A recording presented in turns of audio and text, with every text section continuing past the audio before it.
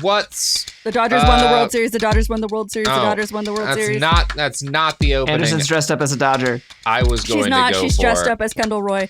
This is Behind the Bastards, a podcast where Robert is very disappointed because I had a whole bit planned to do with my guest, Margaret Killjoy. It's a good thing this is a 4-parter. Do it next time. Margaret, have you? How do you feel about bringing back thylacine foxes, which are extinct? That's the Tasmanian tiger. But this company says they've got it figured out. They're going to be able to clone them. You know, I wish I was more against that kind of stuff than I am, but I'm a little bit on like bring on the dinosaurs chaos. Yep. I've got a plan for how we can make this work for the Democratic Party. Well, Trump probably wants to bring back the aurochs. Yeah, I mean, honestly, I don't mind bringing back the aurochs, but I would focus on the dinosaurs. And I think what we do here, obviously America has a massive problem with gun violence, but we've already seen from the last 20 years, it's basically impossible to do much about it. The Supreme Court particularly has come down against any kind of functional laws on that regard. So let's work around the problem, right? People can't die of gun violence if every American is dying early in a dinosaur park accident. And I honestly think if we rejigger our entire economy around cloning dinosaurs, putting them in parks, and then having those parks kill everyone at the park, we could solve basically all of our current domestic issues, right? Nobody's going to be, all of this shit the GOP is going on about migrants, about trans people. If everyone's just dying to dinosaurs, right? There's no more problems. We solved every issue in American society. I think it would be good for humanity to not always be the top of the food chain. Yeah. I think that if, as you were getting ready to go to work, you opened the door and like a rabbit exiting her burrow, you had to look both ways for predators. Because the velociraptors escaped from Disney World again, like they do every day. Yeah. Yeah. No, yeah. Okay. I think this is good. I think this solves all of our problems. Anderson's dressed as Kendall Roy from Succession, and I'm very proud of this costume. Yeah. Who is a baseball. If you're watching this and you don't know what that is, Kendall Roy is a baseball player with the Dodgers. Yeah. Anderson says L to the OG. He's the best. He's the best linebacker in the New York Yankees. The New York Lakers. Yeah. Oh my God. God. It's got to say the New York Yankees, but yes, that's even better. Killing me. Margaret, speaking of the Yankees, that's a team for all of the rich assholes in America. But before we had the New York Yankees, we had their political equivalent, the British Empire. How do you feel about the British Empire, Magpie? Primarily negative. Primarily negative. Well, I guess that's pretty obvious because they're terrible. Yeah. What do you know about probably the most famous hero of the British Empire of the 20th century, Lawrence of Arabia? I know almost nothing about Lawrence of Arabia, but I'm very excited about because I've been recently really interested in learning more about the Ottoman Empire. And we'll be talking Ottomans. Oh yeah. Cool. A lot of Ottoman shit is going to be going down in this story. So this is, maybe a slightly different kind of Behind the Bastards episode because I think the title of this could be, was Lawrence of Arabia a bastard? And that's a complicated question. He is a guy who the appraisals of him have gone kind of back and forth since his death in 1935 from he was this hero of the empire and a hero of the Arab people who backed their liberation from Ottoman tyranny to he was an agent of imperialism who betrayed and manipulated these Arabs that he claimed to care about and has a lot to do with the modern fucked up state of much of the Middle East and the Muslim world, a lot of our current a lot of what's going on in Gaza right now. In fact, does have a lot of direct ties to Lawrence of Arabia. And then, to today, where I think there's another reappraisal going on. And you've even got some left-wing scholars who are saying, well, actually, the really critical views of this guy are not entirely fair. So it's one of those things we'll repeatedly revisit, where do we think this guy's landing? Is this guy a bastard? Is he maybe a cool person? Or is he kind of somewhere in the middle? Are you saying that historical people can be morally complex instead of black and white. Yes, oh, wow. yes, absolutely. That would destroy both of our show's concepts if that were true. And it's also, he's particularly hard to judge because he was a spook, right? He's a spy. He is an intelligent, and so he lies to everyone constantly his entire life. Often for good reasons. A lot of his lies are like, well, I would have tried to do the same thing in his situation, right? And then a lot of his lies are like, oh, well, I can see why that, like, the guilt from doing this destroyed your entire life, Lawrence. That was pretty fucked up.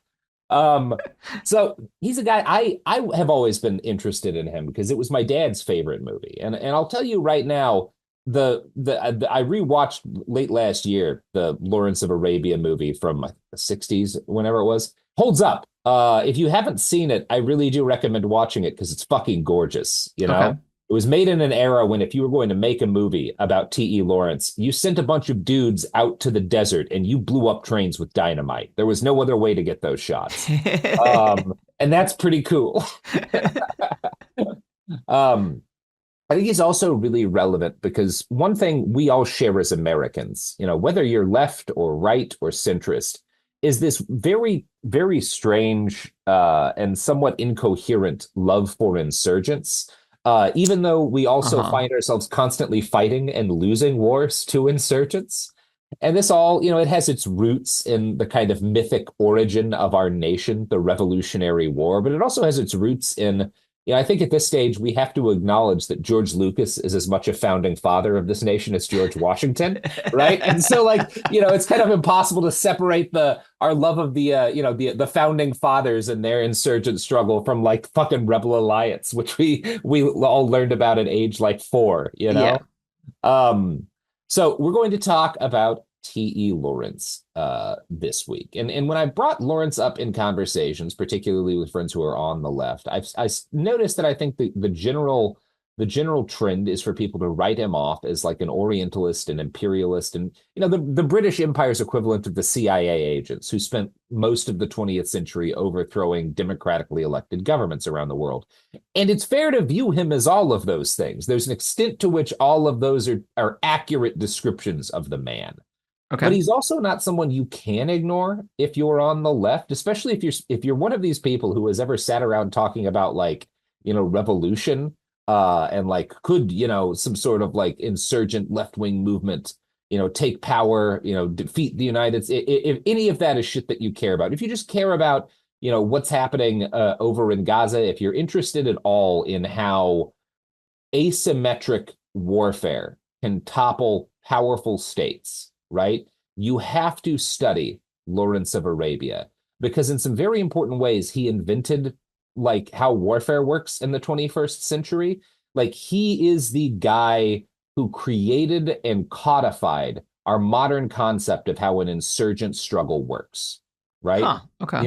And that's, people are going to be like, well, that's ridiculous. If you think of an insurgent struggle as just some dudes who aren't regular soldiers, ambushing imperial troops in the desert or whatever, right? That's been going on for fucking ever, right? That shit was happening when the Romans were around. It happened to the Greeks, happened to fucking Alexander the Great's troops when they marched through Afghanistan, right? Yeah.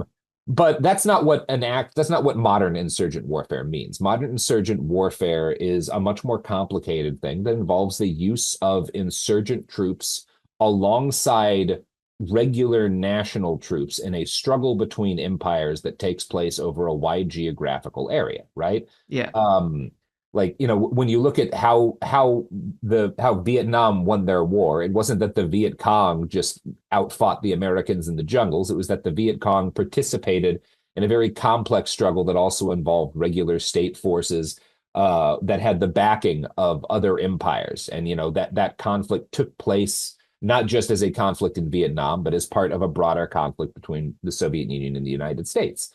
And the way that worked was, heavily informed by a lot of the theories that T.E. Lawrence wrote out as a result of what he's doing in the Arab Peninsula during World War I.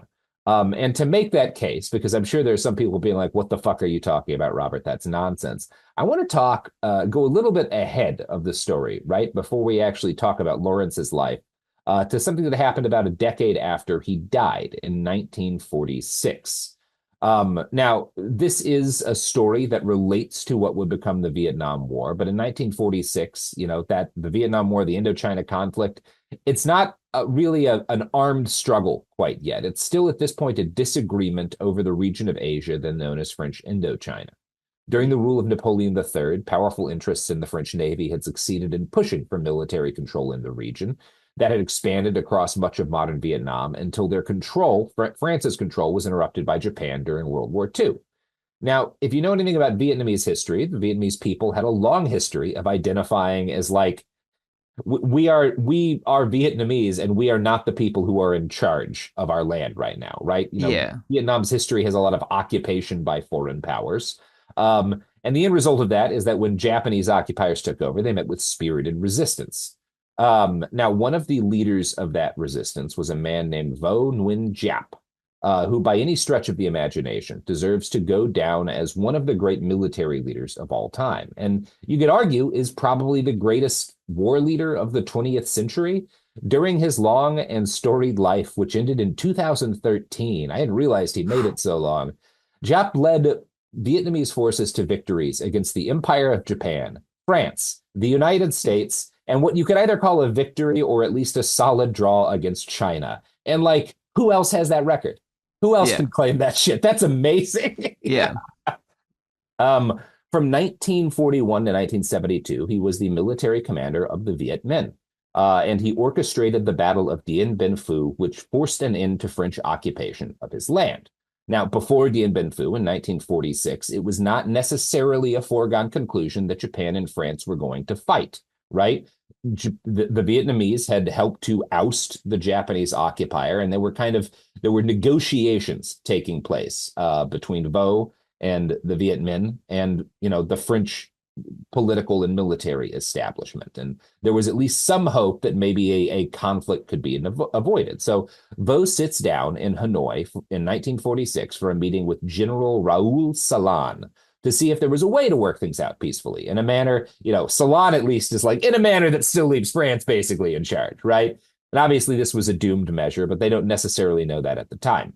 One of my sources for these episodes is the excellent book Guerrilla Leader by James Schneider, a professor of military theory at the School for Advanced Military Studies at Fort Leavenworth. Schneider opens his book with the story of Giap and Salan's meeting and describes it this way.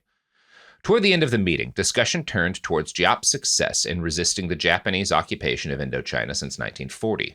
Salan wanted to know the source and inspiration of Giap's success. Without hesitation, Giap reached behind his seat and withdrew from a shelf a heavy book and laid it before Salan, who recognized the author immediately. Giap gestured towards the book, saying, "My fighting gospel is T.E. Lawrence's 7 Pillars of Wisdom. I am never without it." That's cool. Now, yeah. That is, that's high praise for your book. Yeah. I hope that one day my book, A Brief History of Vice, is the Bible of an insurgent leader destroying French tyranny over their land. Maybe in France. You'd be destroying something with that book. Yeah, this has taught me to have all of my troops mix tobacco and their own urine together and then make themselves vomit. I think a key part of modern insurgent struggle. One of the things that I kind of when you were saying earlier about how, you think of guerrilla warfare as like, wow, no, you just like jump some people in the woods. Yeah, you just beat them up in the forest. Yeah. Yeah. And like, because that's the way that most movies are sort of representing guerrilla warfare because, that's the sexy part of a guerrilla struggle or whatever, right? Yeah. And realizing that there's this like lineage of development of how, like, just like how technology develops, so do tactics and organizational strategies. Oh, yeah.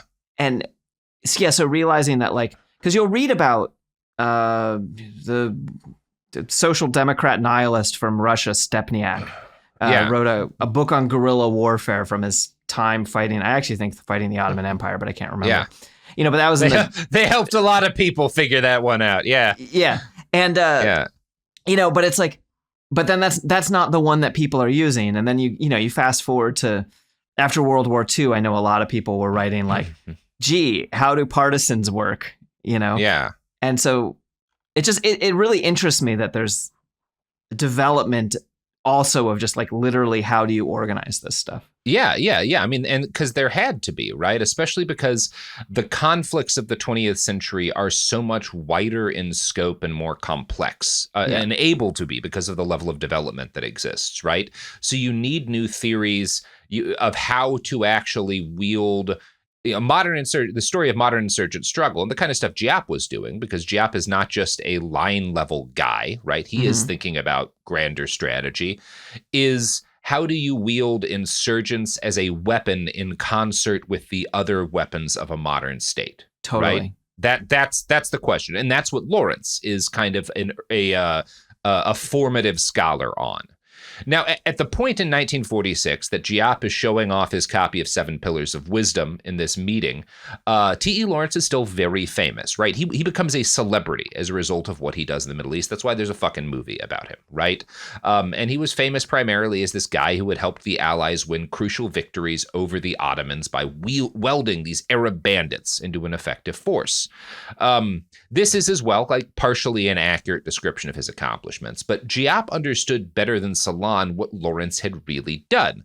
And as a result, Lawrence is kind of puzzled when he hears that Giap has this copy of Lawrence's book, because Salam is like, well, this is just a guy who like taught some desert Arabs how to ambush trains, right? That has nothing to do with fighting the Japanese in Vietnam. Why would you consider this relevant? And I'm going to continue with another passage from Schneider's book. Ah, Giap replied, is that your assessment of Lawrence? Salam nodded a casual affirmation. Of course. Then you have missed the whole point of Lawrence, said Giap. He is less about fighting a guerrilla war than leading one.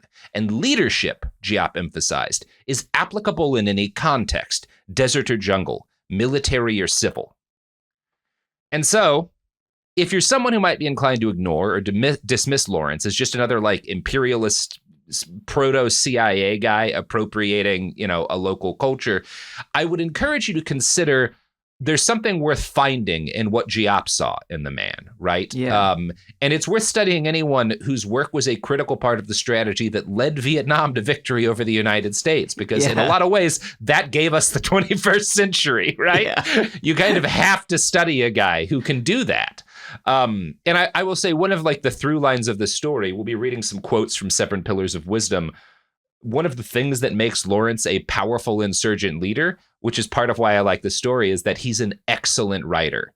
He's just an actually incredibly talented, beautiful prose. And that's a big part of why he is an influential military theorist. And I kind of like that. That's cool. I want to read Seven Pillars now. It's great. Yeah, it is. It's actually very, very good. And is now, historians have gone back and forth on this, but like modern historiography will agree, generally accurate. As we'll talk about, there's a couple of areas where Lawrence probably lied, or at least may have lied, but generally accurate to what happened. So Schneider's book makes a pretty good case for Lawrence as like the father of modern insurgent warfare.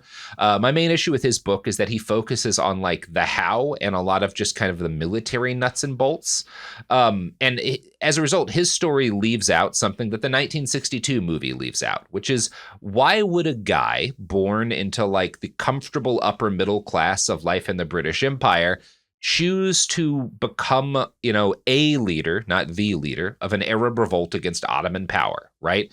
How do we get there? And that's the story we're going to tell today. Cool. Thomas Edward Lawrence was born on August 16th, 1888. Do you want to take an ad before this section? Sure. You know who else was born on August 16th, 1888 in the United Kingdom? Probably not our sponsors, because they're probably Donald Trump again. Oh, God. There's a good chance. I missed the gambling ads. Mm-hmm. I missed them too. Oh, Chumba. Maybe not by the time this comes out. Yeah, we'll see. No, instead it'll be an ad for guerrilla warfare. Yeah, guerrilla warfare. Disappointed about the election results? One way or the other, a lot of people are going to be thinking about guerrilla warfare in the wake of this election coming up in a couple of days. So that's part of why I wrote these episodes.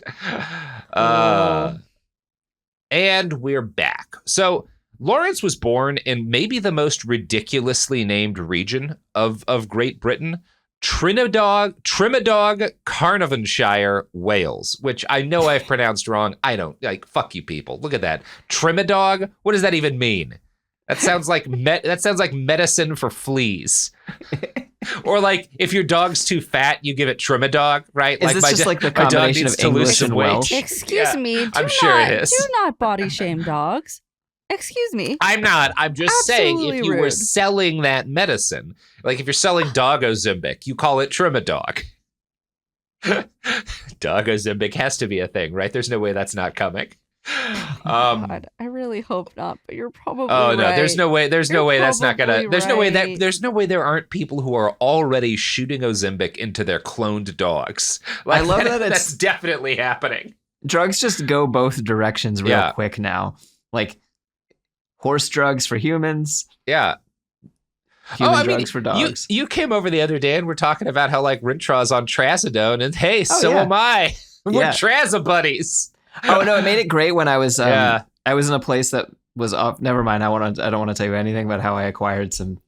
I've always gone through the proper channels to get Trazodone for my dog. I love the proper channels, Margaret. Speaking of the proper channels, Lawrence comes from a line of people who did things through the proper channels.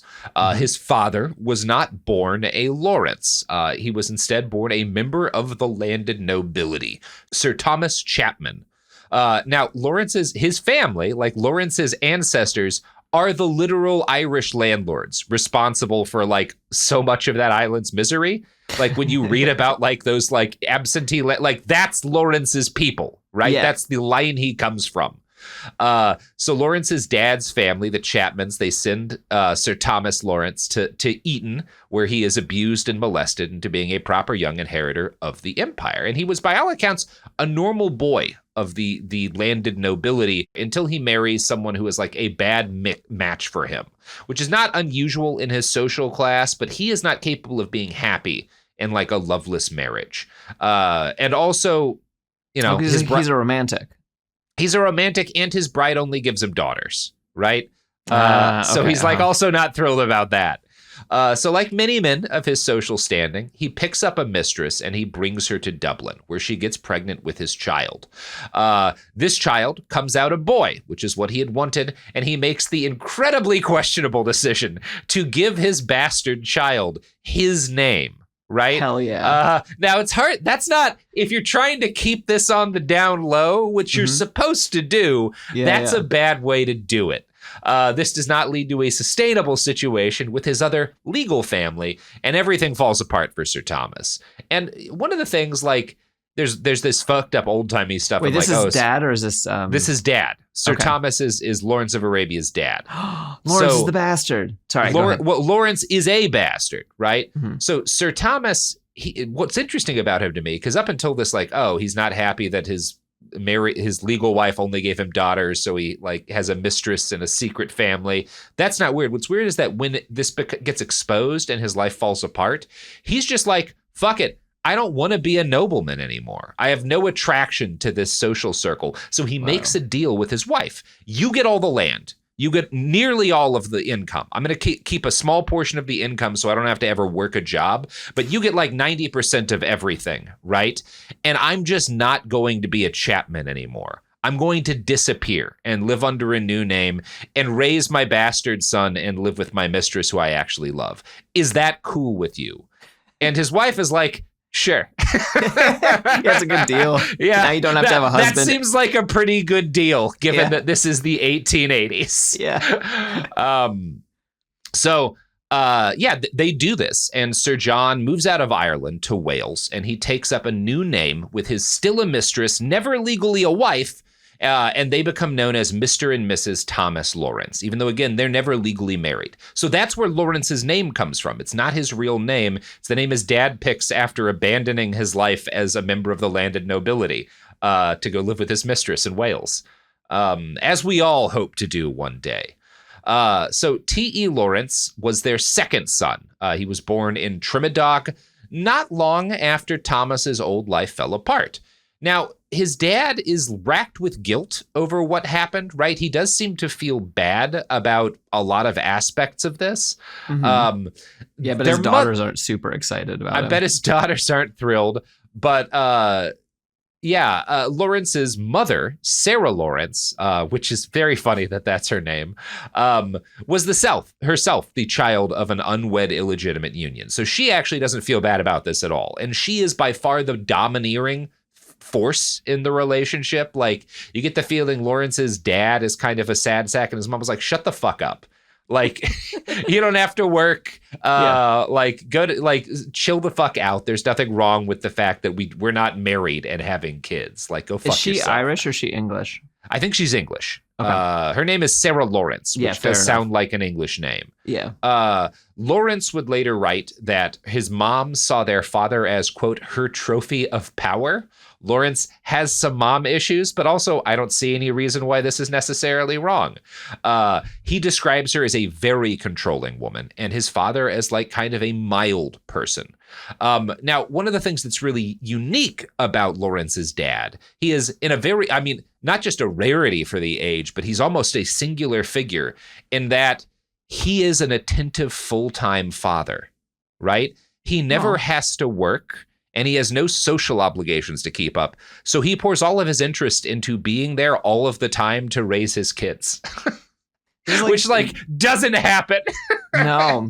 But it's like certain people's dream. Yeah, like stay-at-home dad, like, money's taken care of by inheritance or whatever. Yeah, I mean, he is living a lot of people's dreams. And it's just so interesting to me that, like, Lawrence is like the one guy in Victorian England who's raised by like a responsible dad, at least responsible to his sons. In the wonderful book, The Young T.E. Lawrence, biographer Anthony Satin writes that Lawrence and his 4 brothers never, quote, had an unhappy or even an unsettled life. They moved more often in their first few years than most families moved in a lifetime, but they were close-knit and well-loved. Now, from an early age, their parents don't inform them of their actual lineage of like everything that went down with dad before they became Lawrences. But from an early age, T.E. and his brother Ned, they're very smart kids, and they have inklings that they might be bastards, although they think for a very different reason, right? They think that like basically there was cheating going on between their parents as opposed to the real story, right? They think their dad isn't their dad. Yeah, they think their dad isn't their dad. Now this is something that like is a trauma to a degree for young Thomas, because he and his family, they're very religious. They're raised incredibly strictly in the church, and sex out of wedlock is a big deal.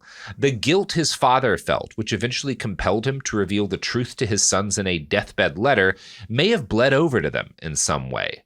Whatever the truth, Lawrence wrote himself about being dogged by a peculiar sense of worthlessness his whole life, right? This is the way this manifests is he always kinds of thinks, I'm just a piece of shit.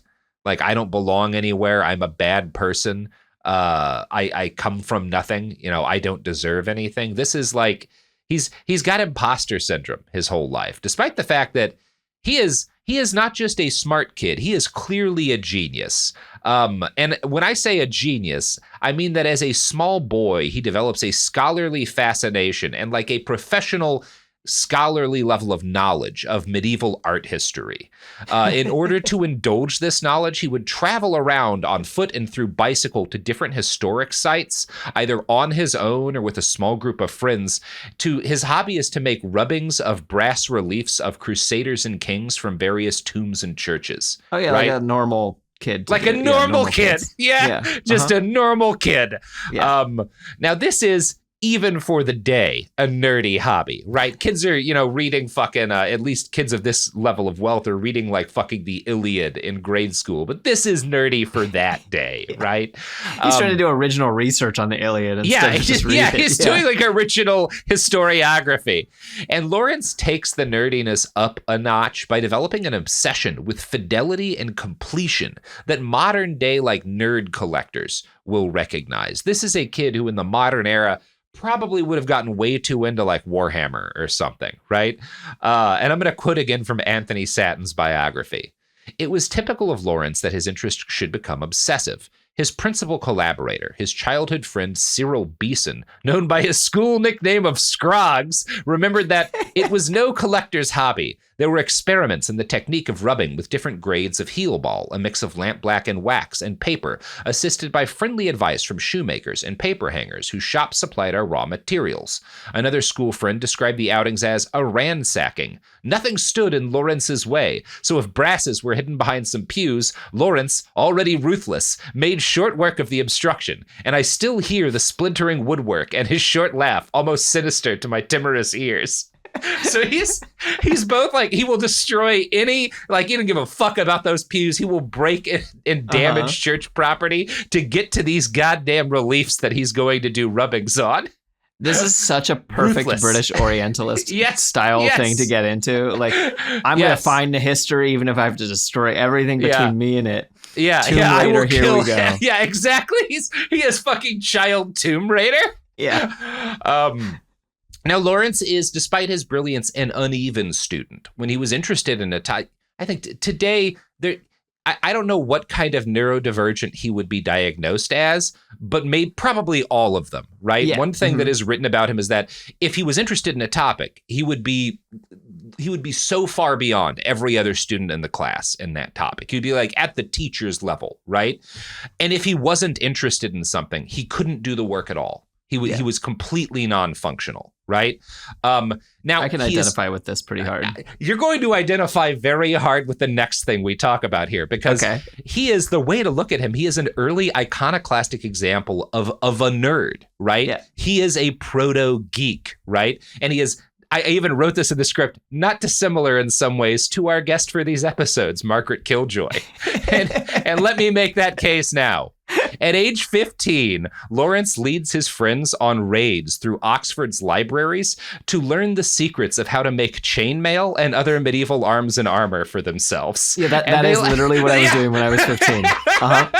Yeah, so our school had to ban us from making chainmail. Yeah, this is what Lawrence is doing as a kid. He's like the very first generation of Western kid doing this, right? They're making their own chainmail, their own weapon. They're teaching themselves how to fight by reading medieval manuals. They learn how to speak appropriate Old English and draw heraldry from memory. Like, this kid's soul is a Ren Fair, right? And Lawrence is one of those kids. His interest in medieval history is always married with this deep care for the fine details, for fidelity. One of his hobbies, he starts a hobby of like buying shards of pottery from excavations in the city, right? People will be doing construction and they will turn up some old pottery shards. And his hobby is to like buy them and meticulously glue them back together. And he is so good at this as a teenage boy that local Oxford museums still keep and display pieces that he rebuilt from like the Roman era. Like, he's that level of skill that, like, even today, his work as a child is recognized as like pretty good. He was pretty good at that. So they made the case, very bright kid, probably fair to call him a genius. Yeah. The kind of person who's going to do something really good or really terrible, or, as you've pointed out, somehow both. Certainly significant. Yeah. Now, for his own part, Lawrence described his education at Oxford High School with the words "very little, very reluctantly, and very badly." Right? That's how he talks about his the end of his primary school education. Yeah. We can intuit from some details that we do have that he was the recipient of a fair amount of bullying, as you would guess from a child who is gluing together pottery shards. At like the most infamous bully academies in history. At the school for making psychopaths. Yes. Yeah. He develops as a child a hatred for bullies that is going to be with him his entire life, and that at age 16 spurs him into some disastrous action. In this particularly notable incident, one of his friends is being picked on by an older kid, and Lawrence intervenes. But he is not a large boy. Right? This other kid is much bigger. Lawrence intervenes because it's the right thing to do. And the fight goes so badly that his leg is broken enough that he misses a semester in school. Right? Wow. Like, he is like rendered an invalid for months because of how badly this kid beats the shit out of him. His mother is convinced that the injury stops him from growing into what should have been his full height, although that's probably just not biologically true. Yeah. I'm going to quote again from Sattin's book here. The injury exacerbated Lawrence's reluctance to join in. His eldest brother, Bob, remembered that he was good at gymnastics and took part in games in the playground. But Ned admitted that, "I've never, since I was able to think, played any game through to the end. At school, they used to stick me in football or cricket teams, and I would always trickle away from the field before the match ended.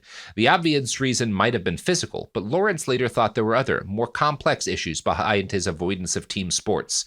Because they were organized, because they had rules, because they had results." I find that so interesting. I identify with this. Yeah. I identify with this kid so hard know, that I'm right? worried. Yeah, it's hard not to. Yeah. Yeah. So Schneider, who's not as detailed as Satin when it comes to dissecting Lawrence's personality and life, posits that Lawrence's distaste for organized sports has something to do with the fact that he preferred to lead rather than follow. Now, I think that's probably him working backwards and maybe an error. The quote from Lawrence that Satin presents is a more interesting explanation. They're organized. They have rules, and those rules aren't my rules, right? I don't understand why things are doing this way, and I don't like just saying, well, this is the way things are done. Yeah. In the summer of 1905, Lawrence cycled to France with his father. This was not his first taste of freedom. Again, he'd traveled extensively across the UK on foot and by bike, motivated partly by a desire to get away from his mom, but the trip to France awakens something in him. And for the next several years, he feels this obsession with I need to get out there, I need to travel. But unfortunately, he's got to go to college. He attends Jesus College at Oxford. Oxford is, well, people talk about it as Oxford, but it's actually 5 colleges, and Jesus is one of them, right? I didn't know there was a college called Jesus. There's just Jesus College, yeah. That's seminary, or is it just called Jesus? It's just called Jesus. I mean, maybe they have a seminary degree, but that's not what he's doing. He's getting an undergraduate degree. He's a history dude, and he hates college. He hates it even more than high school. He hates his undergraduate college. So he has to find outside ways to stimulate himself. And so in 1906, at age 18, he takes himself alone on a 2,400-mile cycling trip through France and to the Greek coast. Now, France doesn't touch Greece. That's a long bicycle trip. Yeah. And this is, I think this is his equivalent of, if we're going back to the Margaret comparisons, being a train kid, right? Because he takes this is not just about seeing, France. It's not just about cycling. It is an exercise in aestheticism.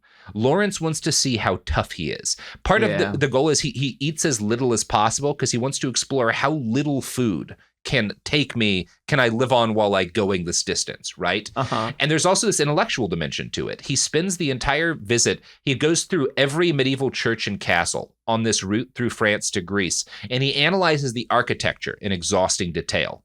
And Schneider makes a supposition here that I think is well-founded, which is that he thinks this journey is integral to Lawrence's growth into an insurgent leader, because it demanded and it cultured him in physical toughness, and he's also it's training him how to pay close surgical attention to his environment. And I have trouble arguing with that contention here. I mean, it's it's a little bit reading backwards, but it's also not wrong. Yeah, it's not necessarily wrong. Now, when you string too many details together like that in a podcast, it can make the man, Lawrence, seem kind of like an automaton of history rather than a teenage boy. Right. So one thing I value Satin for is he includes details from this trip, like that Lawrence, while he's, starving himself and biking thousands of miles and taking meticulous historical notes about all these castles and churches and stuff, he's writing his mom letters constantly telling her that he's not going to tell her any details about his journey. All I'm going to tell you, Mom, is descriptions of the buildings that I've seen. And he does this so many times that you have to conclude this is him kind of sticking back at his mom because she's so controlling. Fuck you, Mom. You don't own me. I'm not going to tell you anything about my trip. I'm just going to describe these buildings to you. He's being a little shit. Yeah. He also probably fell in love 3 separate times on that trip. Yes. You have. Well, maybe not, Margaret. We're going to talk about that. This Lawrence of Arabia may low key be our first behind the bastards ace icon. Oh, okay. Yeah, but we're building to that. Or he's a pedophile. one of the two, Margaret. All right. Well, let's hope for ace. Yeah. So Lawrence's journey ends on the Greek coast with a miserable case of malaria. He is also just sick constantly, which I think is just unavoidable if you travel in this period of time. Like, if you are a world traveler in the late Victorian era, you are dying of fucking typhus or malaria or something 80% of your waking hours. Yeah. But while he's kind of trying to survive malaria, he gets a view across the Aegean of distant Turkey, and this ignites something in him. Later he would write, "I felt that at last I had reached the way to the south and all the glorious east. Greece, Carthage, Egypt, Tyre, Syria, Italy, Spain, Sicily, Crete. They were all there and all within reach of me. I fancy I now know better than Keats what Cortez felt like, silent upon a peak in Darien. Oh, I must get down here, farther out again. Really, this getting to the sea has almost overturned my mental balance. I would accept a passage for Greece tomorrow." So he's just, the fact that he has to go back to school, go back to England, so close to this world that he's just been reading about, all of his classical education and like the Crusades and whatnot. It's like a wound in his soul that he can't just keep traveling. It's like, I think for a lot of the Victorian, especially English, it's kind of like reaching the world of fairy. Like in the Orientalist mind, you're like, oh, I have discovered the place where none of the rules make sense and I don't belong in this world. So here's this other world. You know, like Byron and all those people were like obsessed with the Near East for that reason, you know? And if you're a nerd in this period, there's not Tolkien to fall into. There's certainly not like Star Wars, but you have classic history and medieval history, right? Yeah. And so this is for him, like if someone today, if you were to just stumble into Middle Earth, like, right? Yeah, like totally. that's how he feels about it. And like, that is Orientalism, right? Like that's a factor in Orientalism, but it's also, when you think about it from the perspective, not of someone of power, but of this like boy who's just been, has this obsessive interest in the history of this area, there's a degree that you have to be kind of sympathetic to at this stage where it's like, well, yeah, of course he felt this way. Yeah. Because Orientalism is really complex because you have both the like Orientalist, like, we're going to go over there and steal all your mummies and smoke them. Mm-hmm. And that's like coming from like power and we're going to steal all your stuff. I would smoke a mummy, Margaret. Yeah, no, fair. But there's also just this like, well, there's this also kind of putting on a pedestal, which is also not always great. But there's like there's a weebness to it. No, it's problematic too. But yeah, he's from the weeb side of things, right? Now, once he becomes a graduate student, his enjoyment of school improves markedly because the pedagogical style in that part of Oxford, once you hit your graduate era, instead of just being like, you have to learn and memorize these things we say, which is just torture for Lawrence. It's like, hey, what are you interested in? Our job as your like advisors is to find the areas of interest you're in and like figure out by working with you ways that you can contribute to academia, that you can move. And like that Lawrence excels in, right? Once that's what school is, he does very well. So Lawrence and his advisor talked themselves into an idea for how he might combine his desire to travel further east, which had been sparked by his first vision of the Greek shoreline, and his obsessive interest in medieval architecture. A major debate at the time centered around the presence of castles built by European crusaders in the Middle East that had structures in common with some of the structures seen in classical medieval European castles. And the question was, does this mean that Europeans introduced certain architectural methods to the Arab world, or was it the reverse? Crusaders learned local techniques from, local people in the Arab world during the Crusades, and then took them home with them, right? And so medieval castles are actually in large part an example of knowledge transfer from the Muslim world to the West, right? Right. Which is, I think, largely true. It's agreed. Obviously, like this is the kind of thing that's more complicated than we're going to exhaustively like tease out in an episode of Behind the Bastards, a podcast by two people who don't know much about medieval architecture.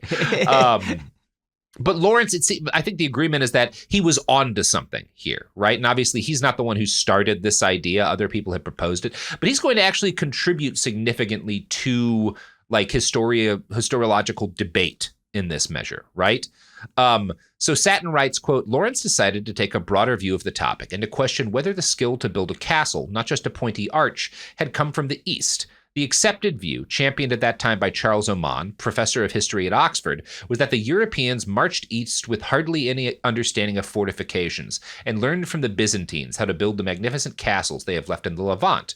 According to Oman, much of what Lawrence had admired in France had its origins elsewhere. But neither Oman nor any of the other scholars who had written about this period had traveled to Syria and Palestine to see the buildings, relying instead on historical documents for evidence to support their theories. Now, this is something that's going to be a thing for Lawrence's whole working life, which is that he's willing to go places other people of his status aren't, and he always prefers to do the most difficult, dangerous version of any task set before him, right? He is not someone who is like comfortable making inferences or assumptions without actually getting his hands dirty. So he decides, I'm going to go to the Middle East to take part, specifically, I'm going to go to Turkey to take part in, a dig in some of these classical ruins. And I'm going to start that before I go over to Turkey. I'm going to do a walking tour of Syria. Now, he is warned ahead of time, no European does this, right? It's too hot. It's too dangerous. You'd need a guide and servants to carry your luggage and whatnot. And Lawrence is like, no, I'm just going to walk on my own. Right. I'm going to carry my own shit. And like, I'm going to invent backpacking as a hobby. Yeah. Yeah. What years are we talking about here? We are talking 1906. Okay. Yeah.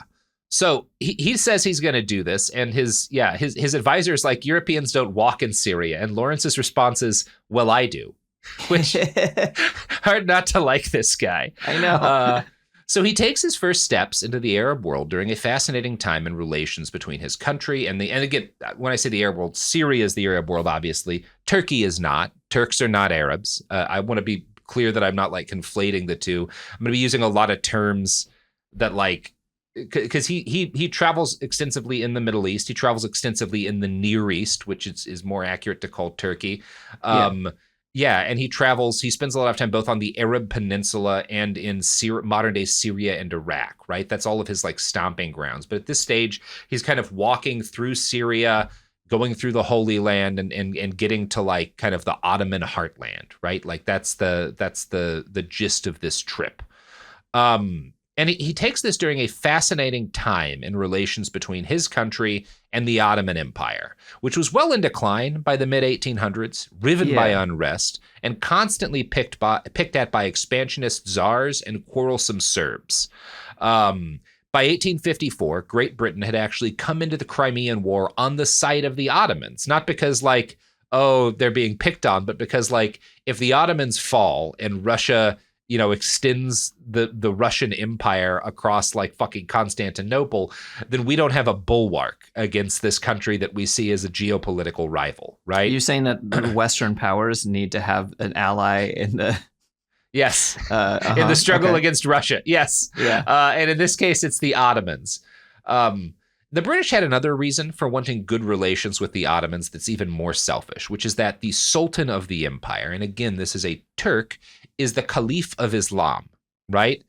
Now, this does not, in fact, make him... The way a lot of Europeans take this is that, like, he's the Pope of Islam, right? Which is kind of the case, but also really not the case in the hearts of most Muslims, because, like, a shitload of the Muslim population are Arab, right? And so they both are co-religionists with the Caliph and also are oppressed and ruled by the Turks and not happy with it necessarily. Right? You're starting to get kind of more of the rise of Turkish nationalism during this period, I think. Turkish nationalism and Arab nationalism is starting to rise in this I meant to say Arab nationalism. Well, I mean, Turkish nationalism is also a major factor in what's happening, right? But in like opposite directions, right? Because the Arab nationalism is fighting for independence against the... And as we'll talk about the Turkish nationalism is like everyone in this entire wide region of the world are Turks. There are no Arabs. There are no Kurds. You're just mountain Turks who've lost your language, right? Yeah. Which a lot of Turkish people still argue for today. It's kind of a major factor in what's happening in Rojava. So anyway, a lot of Europeans assume, this Caliph is like the king of Islam. And so, we have India, the gem and the crown of the British Empire, with this massive Muslim population, and we have constant issues with uprisings. And if the Caliph gets pissed at us, he might call for a jihad from these Indian Muslims, and who knows what'll happen then, right? Which is not like a complete non-factor as a threat, but they're also vastly overstating the degree of influence the Caliph has, right, in fucking India. So this is the status quo for a while. Like, we're gonna, keep propping up the Ottoman Empire because of these reasons that are useful for our own empire.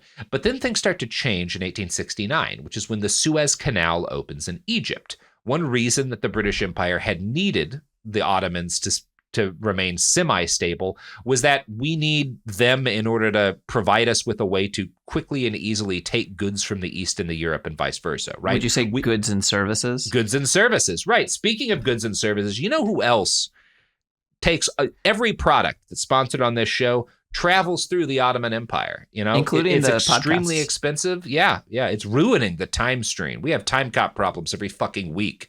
Yeah. Always trying to bring various weight loss pills and gambling apps through the Ottoman Empire. And how do Ottomans from the 1890s feel about Chumba Casino? They don't love it, Margaret. They don't love Chumba Casino. They're broadly positive about the Trump sneakers, though. Great. Oh. Anyway, here's some ads. So we're back. The British, get the Suez Canal going, and suddenly they don't really need the Ottoman Empire to be as stable in order to move goods and services, right? And they make a shitload of money off the canal. And once they're kind of fatted on canal profits, they stop really caring about the Sultan and propping his bullshit up. And as a result, the British kind of snooze through another Russian invasion of Ottoman territory. Now, this isn't the Ottoman heartland, it's the Balkans, right? Which you have to remember Ah, shit. One sec. Alarm went off. Much of the Balkans, the territory that becomes like Yugoslavia during the later 20th century, is Ottoman territory in this period of time. And so the Russians invade the Balkans in 1882, or the Russians invade the Balkans and the Brits don't do anything. And then in 1882, the British occupy Egypt. Near the end of the century, Greece and the Ottomans go to war, and war spreads quickly in this connected world. British colonial figures in India are shocked and horrified when Indian Muslims start demonstrating in support of the Ottoman side of the war. And they take this as, the Caliph, their leader, has called them to action.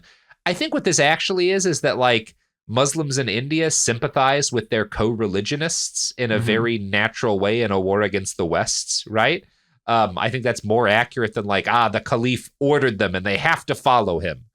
I want to quote now from a book called Setting the Desert on Fire by James Barr. At the Times, and this is talking about European coverage of the war against Greece. At the Times, Valentin Chirol believed that the Sultan's power as Caliph gave him a disturbing and disruptive political influence worldwide. He and others feared that the Sultan would use his position to upset the stability of Britain's Eastern Empire.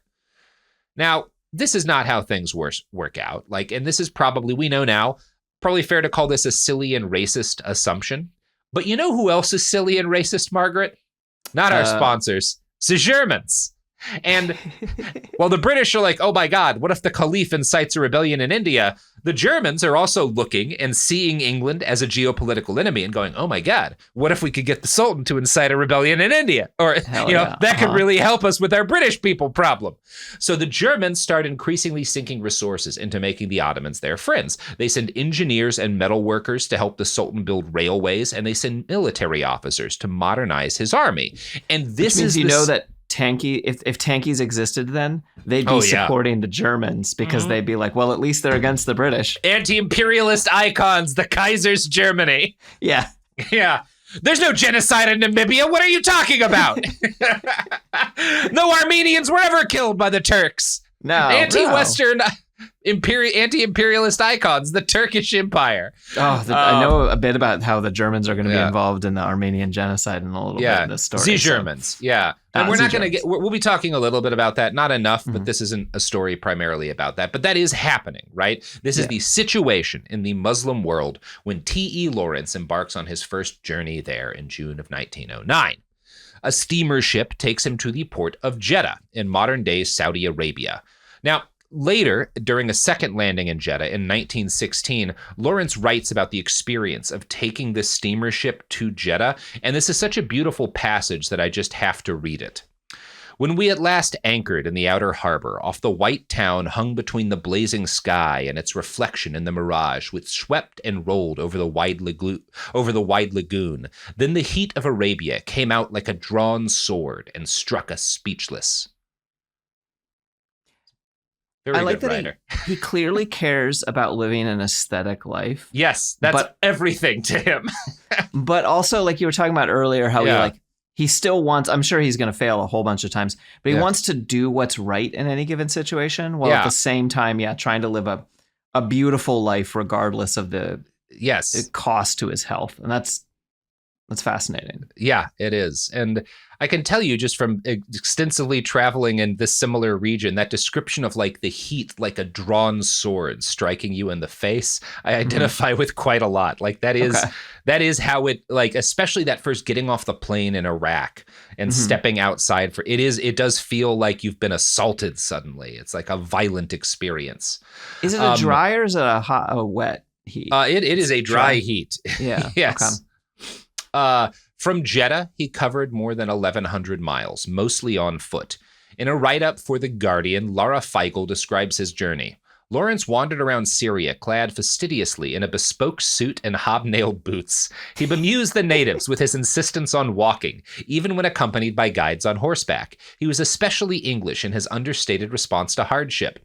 I have had the delay of 4 attacks of malaria when I had only reckoned on 2, he complained to his mother, informing her nonchalantly that he had been robbed and rather smashed up by a group of armed robbers.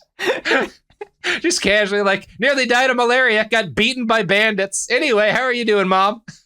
That is the one, the British characteristic that, like, endurance. It's pretty good. It's pretty good. Not everyone should have it. But the keep calm and carry on while you're while you're literally the only power of fighting the Nazis. Yeah. Like, sometimes you just need the like obnoxious stoicism. Stiff upper lip. I mean, it's part of why I've spent most of my career reporting alongside British journalists. When like you're really in the shit, it's very helpful to have a Brit next to you. They're very good. Like, they're good at a that. Cigarette? Yeah, I can't do a British accent, but yeah. Yeah. They call them a word that sounds like a slur, but it's not.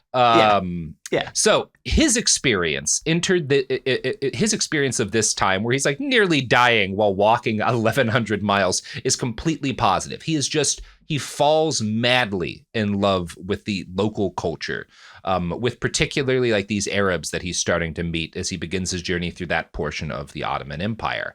And he is particularly taken by their treatment of him as a guest. He writes home to his father, "This is a glorious country for wandering in, for hospitality is something more than a name.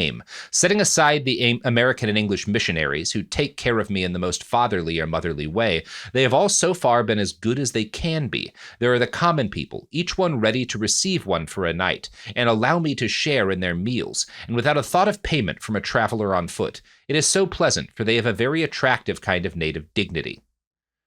And there's Orientalism going on in that passage, but this is also something, if you travel in this region of the world today, you will experience, which is the treatment of guests. It's deeper than just Islam. It's something that goes back very far in that region of the world, and it is a profound experience. I don't know how else to describe it, but like the welcome you are in people's homes, people like fighting over hosting you and putting you up through the night, like it's a very unique experience, and I'm not surprised he's taken by it. I know exactly how he feels here. And there is this feeling of belonging that's totally different from like Southern hospitality, right? Where people will offer you things, but it's kind of rude generally to take them. Yeah. It's more a matter of like, it's almost sometimes a problem for you, the degree to which people are offering you meals and hospitality, because like you have a schedule to keep. You've got to get places, right?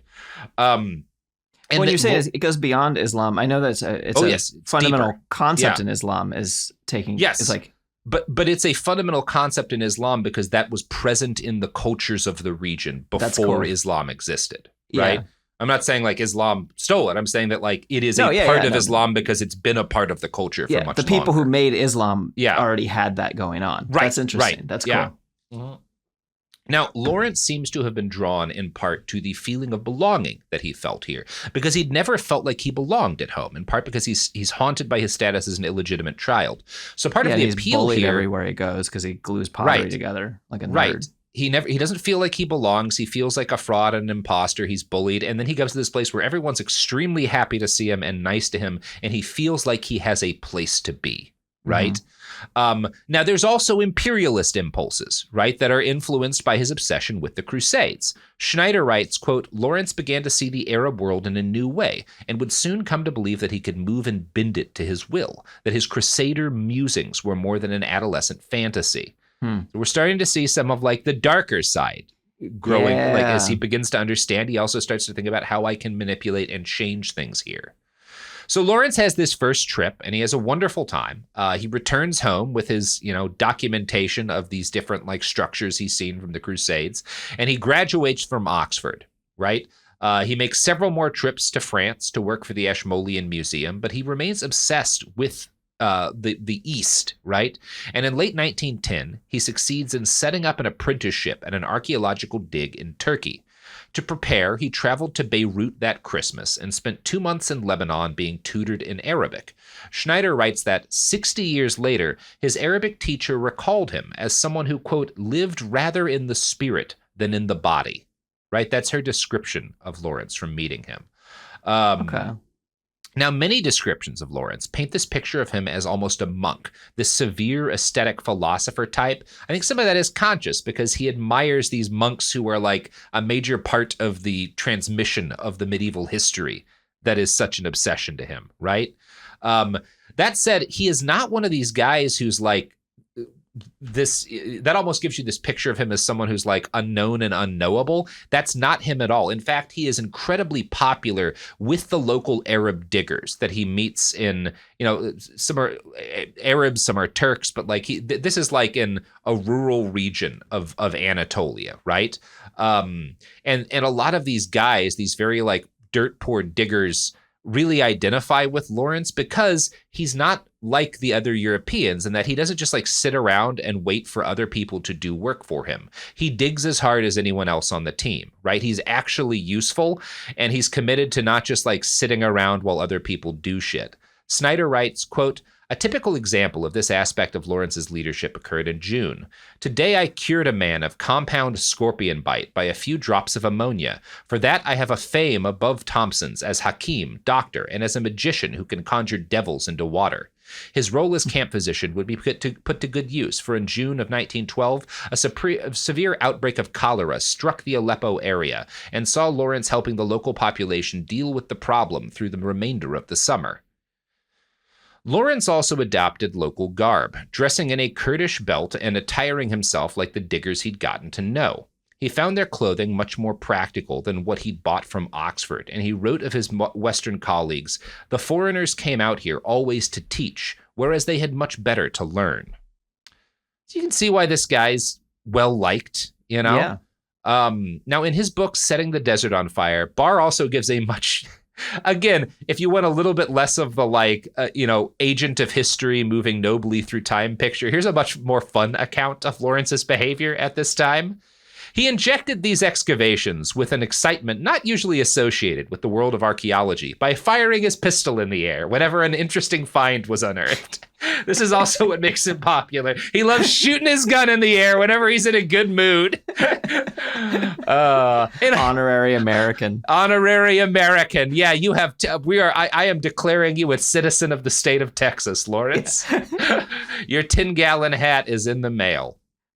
Now, the digging season is not a year-round thing, yet Lawrence could always be counted to hang around long after all the other foreigners had left. He just doesn't want to leave when the digging is done. Mm-hmm. One of his English colleagues later wrote, I never quite fathomed why Lawrence was still at Carchemish when the digs were closed down, but I gather that it was partly from choice and partly from economy.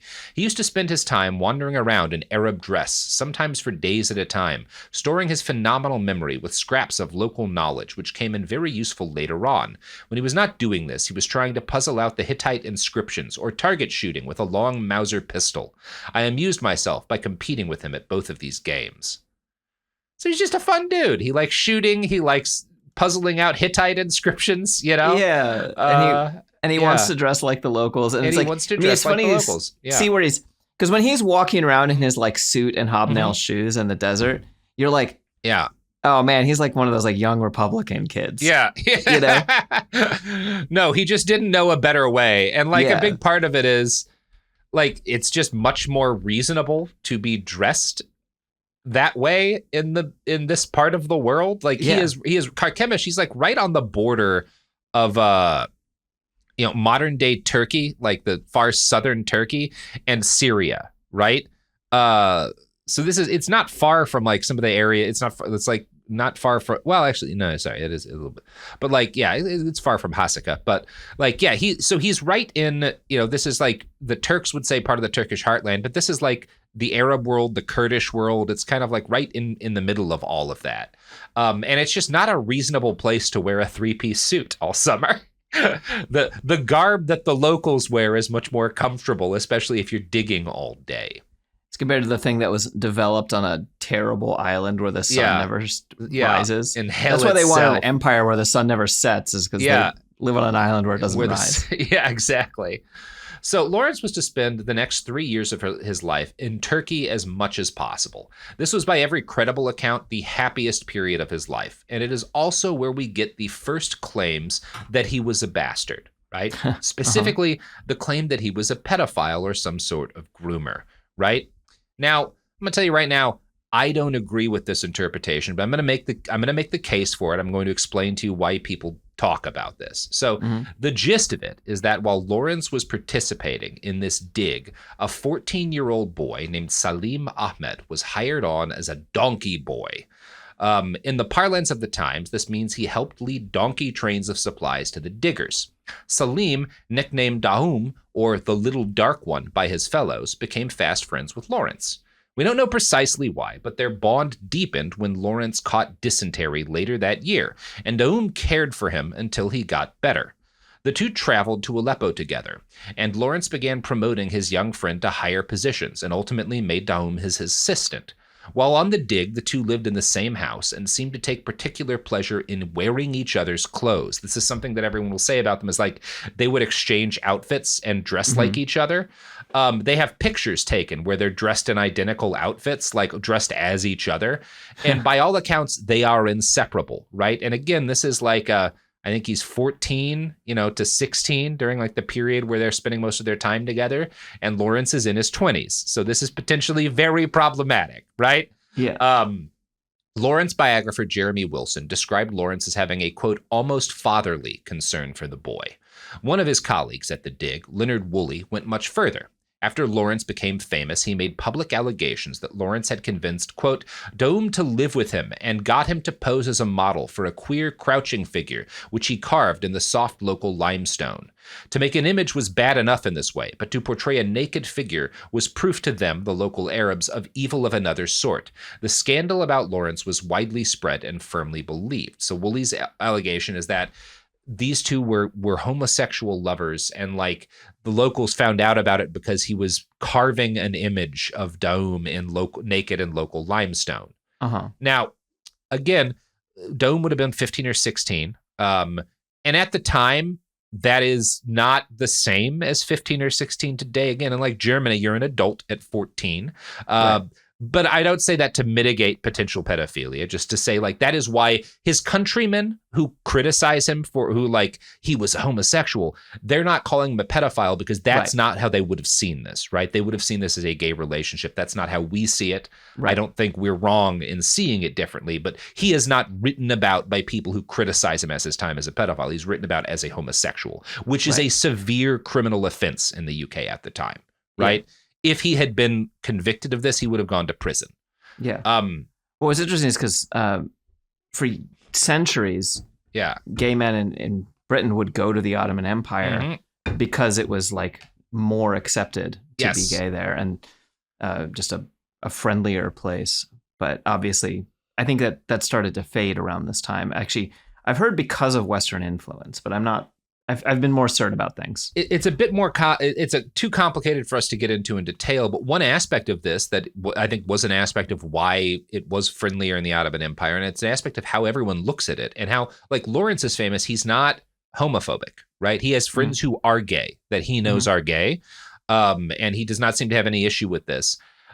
But also, I don't know that he would have, I don't think he had any kind of sexual relationship with Doom, to like skip ahead here.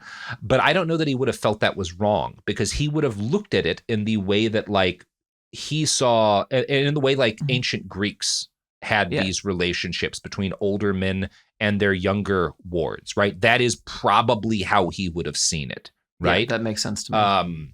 That said, that's not what I think is going on here. Now, there are allegations later in his career from adult colleagues in the army who claim that Lawrence asked them to whip him, right? And so these have kind of been merged in the public mind with some of these rumors that he and Doom had a sexual relationship.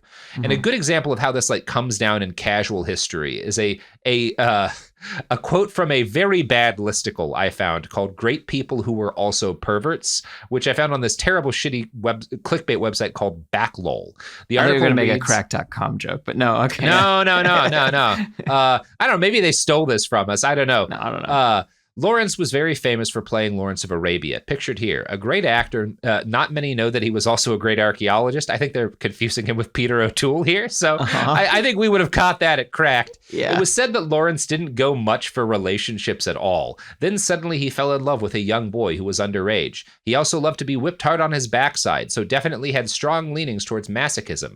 A pedophile and a masochist is a far cry from the over-glamorized image people have of him as a great actor. Do you not know Lawrence was a real person? He's not Peter O'Toole. I don't think Peter O'Toole was a pedophile. What, like, okay. Anyway, I like the name actor that like, this is a separate person. Yeah. So you have some serious misconceptions about the history here.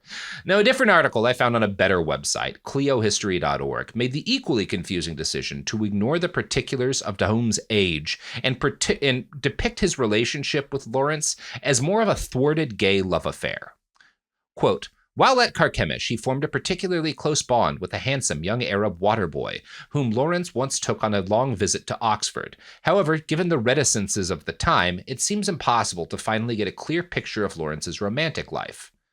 Now, I'm going to skip to the end here and say, there's no evidence that Lawrence had sex with Daum, or that he even wanted to. There is, in fact, no evidence whatsoever that Lawrence ever chose to engage in sexual activity with any person over the course of his entire life. Anthony Satin writes, Lawrence said he never had a sexual relationship, and most people who knew him found that credible. Yeah, because if he's friends with gay folks, he would have said it if he was like, no, I used to sleep with boys. And he does. He describes himself in a letter to a friend of his who was gay and who he knew was gay as, this is Lawrence describing himself, funnily made up sexually. And from the context, we can see two things. He was aware of homosexuality and not judgmental of it. Yeah. And he did not consider himself gay or straight. And I think probably the best term that fits for him is asexual, right? Yeah. Now, this is not an orientation that is well understood even today, and we shouldn't assume that he would have talked about his sexuality the way modern day ace people talk about it, right? Right. This is 1911, and asexuality is pretty much non-existent in the public consciousness, right? He probably would have thought of his own sexuality more like he thinks of like a monk, someone who has taken a vow of celibacy. Totally. Right? Although he doesn't write about having any particular sexual desires. And in fact, E.M. Forster, the gay friend that he wrote to about his own sexuality, seems to have interpreted Lawrence's feelings towards Daum as an unconsummated love affair, but I think that's Forster kind of pushing some of his own sexuality onto Lawrence, right? Right. Lawrence describes himself as kind of celibate. He writes repeatedly about his love for Daum, but in a manner more complicated than just like fatherly affection, but also not in a way that sounds like lust to me. And here's Satin again. 10 years later, when Lawrence referred to his friendship with Daum, he talked of it as one in which there was such intimacy and mutual understanding that they had said all two people could say to each other. This freed them to work or rest together for hours without speaking. Lawrence experienced that sense of calm and trust with very few people in his life. It was not obvious that one of them would be a donkey boy from Gerablas. In the summer of 1913, the two of them spent most days and evenings together, working at the digs, swimming in the Euphrates, cleaning and drawing, photographing and cataloging the finds in the courtyard or a large sitting room of the expedition house, even while Lawrence was busy writing of his adventures in 7 Pillars of Islam. And, by this characterization, they were two people who had a profound bond. Yeah. But not a sexual one. And like, why did he carve that sculpture? Well, because he liked sculptures, right? And he was raised on sculptures of the naked human form that he didn't see as sexual, because this is not a guy who particularly had any sexual feeling, probably, right? It's interesting because I was talking to my sister about this one time, and we were talking about the whole historically close friends thing, and how, like, you know, we go back in time and say, like, oh, all of these women were lesbians, like all the ones who like just had historically close friends that they lived with as roommates. And it's hard because we just actually don't know in most circumstances. Like sometimes we do. We have like professions of sexual love between the two. But like sometimes historically close friends were just historically close friends in a way that also doesn't map to any current understanding of sexuality that we operate with today. And all I can say is, you know, for one thing, that colleague who initially made the allegations that Lawrence was gay later in life came to be like, actually, I think it's probably likely that he never had any kind of sexual feelings towards Dahum. Wow. And Lawrence, in his own letters to his friends, with whom he could have been open if he had what they would have seen as a homosexual affair, was like, I've never had sex and I've never really wanted to. And that's how Lawrence talks about it, right? Now, Lawrence is not a perfectly reliable narrator, but I just don't see any reason he would have lied about this. I think he was probably, if we're characterizing him today, he's probably asexual, right? And I want to close with a quote by Satin about Lawrence and Dahum.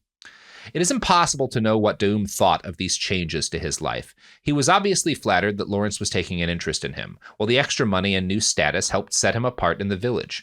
A range of possibilities was opening through his growing ability to read and write Arabic, but only occasionally can we hear Dahum's voice with any clarity. One moment was at Ibn Wardani, but the most persuasive was his answer to Miss Farida's question in the summer of 1912 of why he loved Lawrence. He did so, he replied, because Lawrence was brother, friend, and leader, because he could do things better than them, because he was courageous, playful, humorous, and perhaps more important to them, because they knew he cared for them. And I think that if you're looking for, like, is he a pedophile? Well, that's not what Dahum says. Dahum says he was like a brother.